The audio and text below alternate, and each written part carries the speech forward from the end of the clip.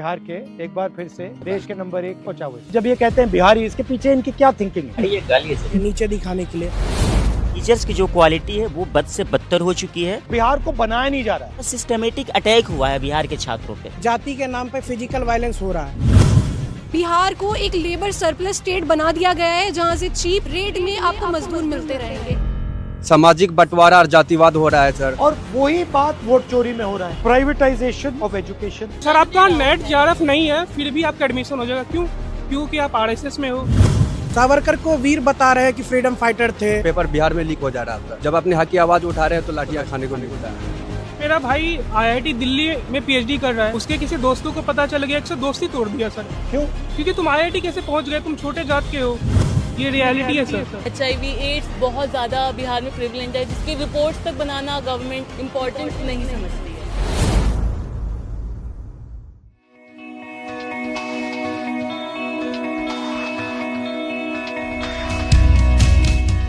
Hello.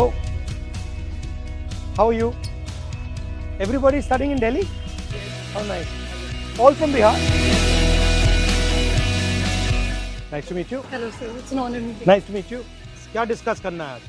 Bihar एक समय में पटना यूनिवर्सिटी, वहाँ का मिथिला यूनिवर्सिटी एक समय ऐसा हुआ करता कि उसको ईस्ट का ऑक्सफोर्ड कहा जाता था। आज समय उसकी इतनी हालत खराब है कि वहाँ पे सब छोड़ के दिल्ली में आके पढ़ाई कर रहे हैं। दूसरा कोई नया यूनिवर्सिटी नहीं बनने, इसका कारण क्या है? बेसिकली सरकार है। तो हम यही चाहते हैं कि क्या महागठबंधन सरकार आने के बाद बिहार का क्या पटना यूनिवर्सिटी फिर से वो ऑक्सफोर्ड बनेगा ईस्ट का, ताकि हम जैसे छात्रों को बिहार से इतने दूर आके ना पढ़ना पड़े। हम लोग यहाँ पे तो बहुत बुरी कंडीशन में रहते हैं। 15,000 20,000 हमको रेंट देना पड़ता है। कोई रेंट कंट्रोल एक्ट नहीं है हम लोगों के लिए। पापा क्या करते हैं आपके? मेरे फादर नहीं है, मेरे ब्रदर अब फैक्ट्री में वर्कर हैं गुजरात में। मजबूरी में यहाँ पढ़ने आ रहे हैं। हमारे माता पिता ने पैसा नहीं पढ़ा दिया, पर हम वो जानते हैं कि बिहार में पढ़ के हमारे को भविष्य नहीं है। आप में से कितने लोग सोचते हैं जो आप दिल्ली में आए हो, आपकी चॉइस थी दिल्ली में आना या आप एक प्रकार से फोर्स हुए हो दिल्ली में आना?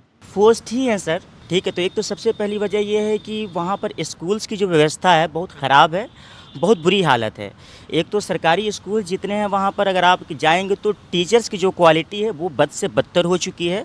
और जो वहाँ पर अगर 8वीं क्लास के बाद 10वीं क्लास में अगर कोई लड़की पढ़ने के लिए जाती है तो उसको 10वीं क्लास में जाने के बाद 11वीं क्लास में अगर उसको अपना एडमिशन लेना होता है तो फॉर्म के नाम पर 1200 रुपया आज भी लिए जाते हैं सरकारी स्कूल में, जबकि एक पैसा नहीं लगता उस फॉर्म का। और वहाँ का टीचर प्रिंसिपल ये कहता है कि अगर आप ये पैसे नहीं देंगे तो आपका एडमिशन नहीं लिया जाएगा।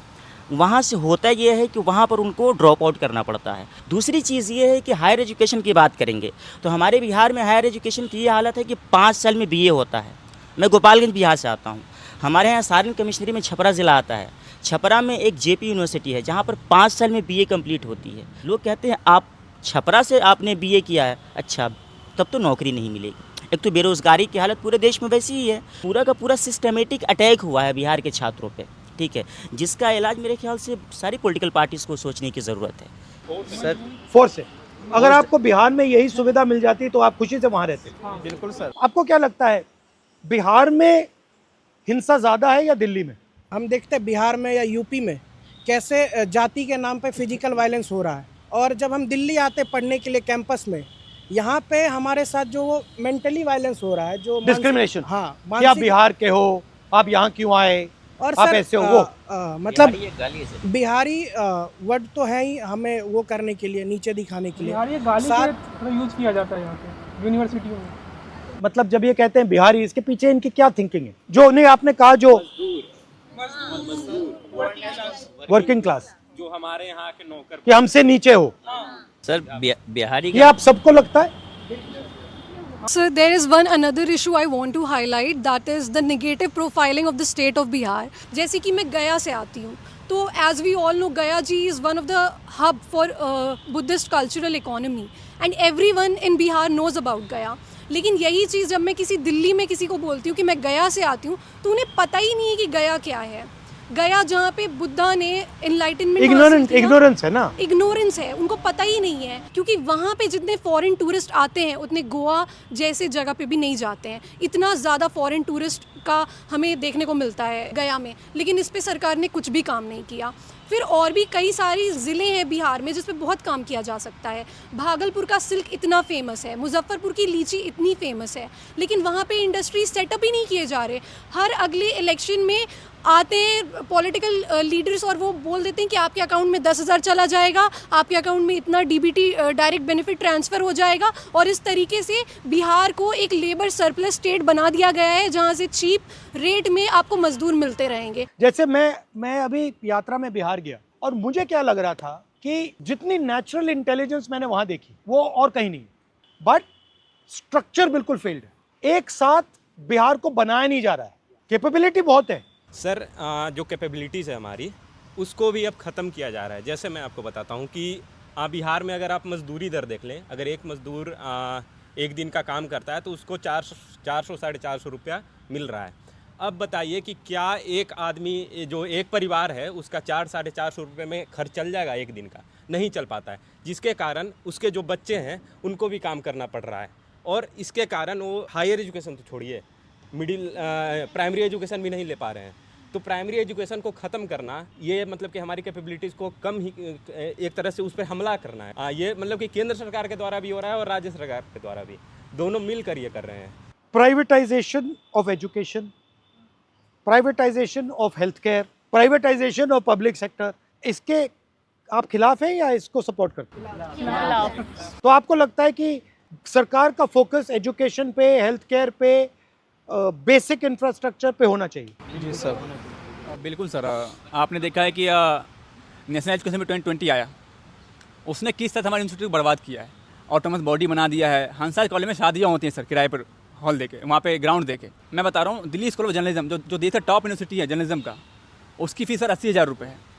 इसी साल CUT के अंदर सर एक OBC समाज का व्यक्ति बच्चा जो एंट्रेंस क्लियर कर लेता है CUT का, बट पैसे के कारण केवल एडमिशन नहीं ले पाया। जर्नलिस्ट बनने का मैं सपना उसको छोड़ना पड़ा, और ये प्राइवेटाइजेशन के कारण लगातार हर साल हम लोगों का 5,000-6,000 फीस बढ़ जा रहा है। सर मैं पहला बैच हूँ NEP का, न्यू एजुकेशन पॉलिसी का।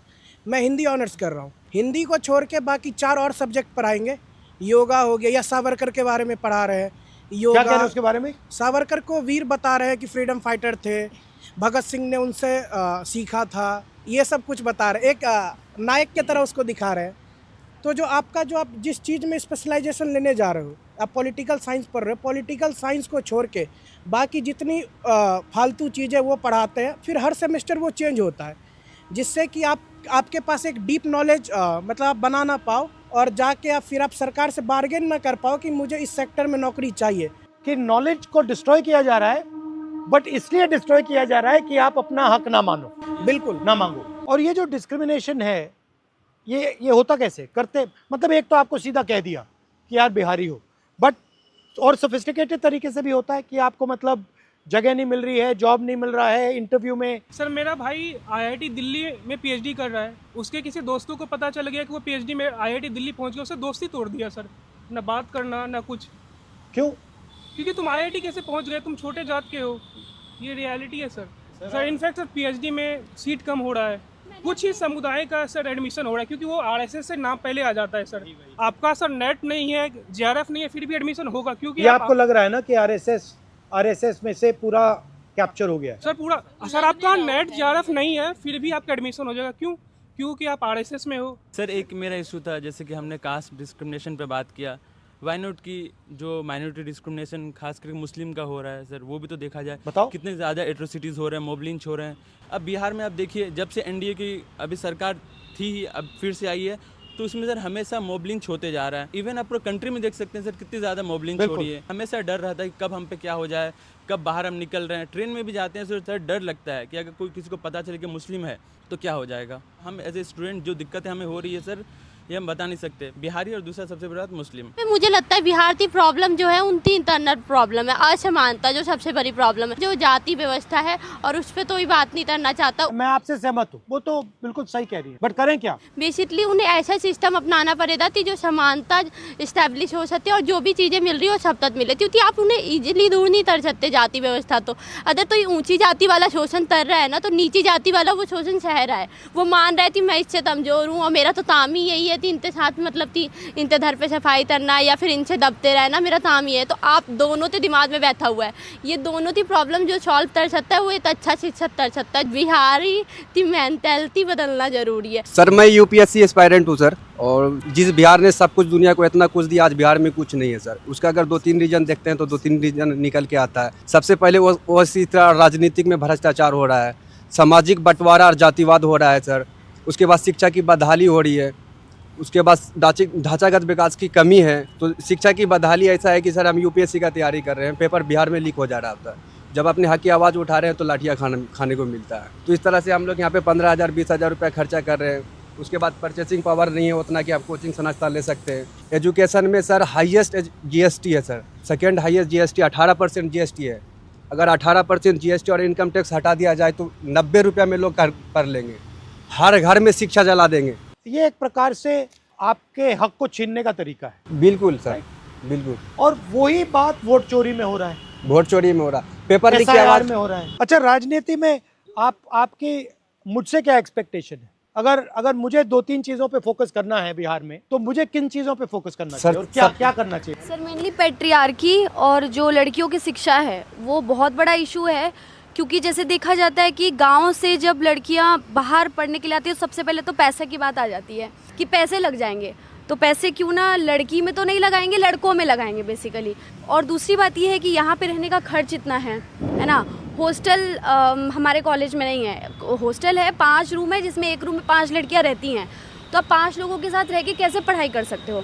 अभी हमारे कॉलेज में, मैं अम्बेडकर यूनिवर्सिटी से हूँ, रेखा गुप्ता जी आई थी एक बिल्डिंग का उद्घाटन करने के लिए, लेकिन उनको एक बार भी नहीं लगा कि गर्ल्स हॉस्टल में जाके गर्ल्स वॉशरूम में देखें कि कंडीशन क्या है। हम फोर्स देके हम बाहर रहेंगे कुछ फ्लैट लेके या पीजी लेके, तो फैमिलीज ये सोचती है कि इतना खर्च करने से अच्छा है कि लड़कियों का एजुकेशन रोक दिया जाए।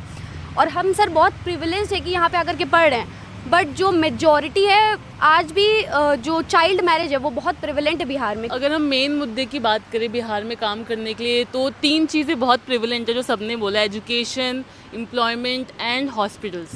दिल्ली हॉस्पिटल्स, हेल्थ केयर, या क्योंकि वहाँ पर अगर आप हॉस्पिटल्स की हालत देखेंगे ना, दिल्ली में एक सरकारी बहुत बेकार क्लिनिक भी उससे लाख गुना अच्छा है।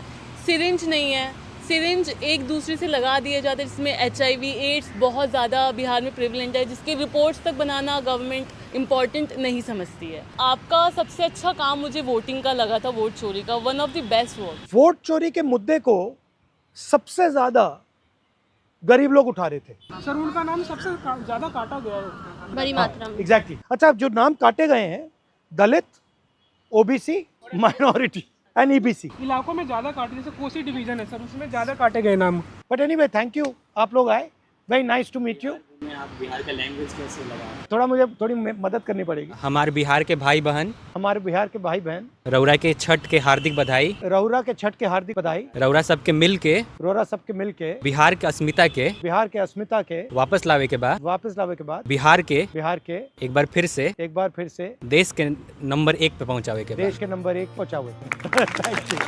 Thank you.